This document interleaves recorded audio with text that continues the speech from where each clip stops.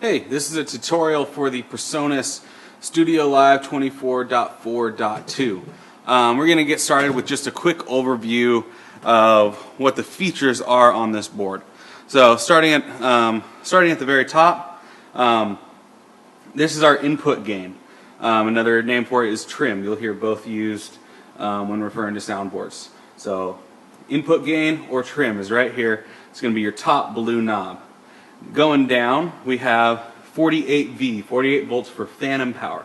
What the phantom power does is it provides additional power to any microphones that need that. Condenser microphones are always going to need phantom power. Here at Refuge Church, we use the Sennheiser E865s, I believe. Those require phantom power. So if you're using anything that requires phantom power, you just turn that on by pushing it. Next button down is the Firewire Input. What Firewire Input does is it's going to receive input from a computer when you plug into the Firewire channel. So normally you'll have this off. If you have this on while you're trying to do any sort of performance, you are not going to get signal out on that channel. So when troubleshooting, that could be one of the first things you want to address. Next down, you're going to have your monitor master outputs. Okay, so it's slightly different here on the effects channels, but on any of these auxiliaries, you see this blue knob is a master out. And then this whole area is your auxiliary. We're going to use those for monitors, wedge monitors, in-ear monitors, any additional outboard effects that you might want to use. Then we get down here to what's called the fat channel. Now we're going to talk about the fat channel in depth a little bit later, but just know this is going to house your equalizer, limiter, compressor, gate, and a high-pass filter. So then we go down, we have our individual channel strips here, all right? And if you hit select, select is going to say that you're going to work with this channel specifically. Solo is going to solo that channel for your headphones. Now it's not going to cut out anything else for your main output, but for you to hear through headphones, hey, I hear something kind of funky, there's a weird frequency, or some singer's terribly off key and I want to bring her down in the mix, but I'm not sure which one. Hit solo, you can hear everything in your headphones.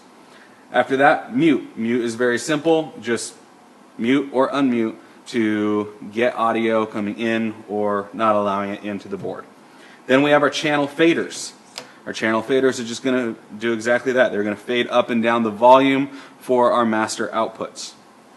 Over here, we have the master control. You'll see once we power the board on, all the different features that you have within the master control. It's going to house your different effects that you can select. It's going to house scenes. If you save an entire scene, it's going to house and save channel presets if you want to pull up or save a specific preset. Next up, we have our meter section. Our meter section is going to change this fat channel, as we'll talk about a little bit later, to show you what's going on with the meters. Then we have our additional, I call them auxiliary inputs. So our auxiliary inputs are anything you want to wire into that area. Here at Refuge, what we've done is we've wired up a CD and MP3 switch. So you switch back and forth between the CD or the MP3 player. On aux input B, we've wired up the DVD player. Then you have your Q, which is going to control volume for additional sources. Tape in, we have wired to the computer, or rather 2-track in on this side. Later on, we'll talk about how it's also called the tape in another area of the board. Then we have our recorder volume. We'll talk about that a little bit more later on as well. Then we have our subs, or our bus section. Here we can assign any of the individual channels to be buses, and then assign the buses to the main output. And then finally that brings us to the main output. The main output is a master output. It's going to turn up and down everything all at once.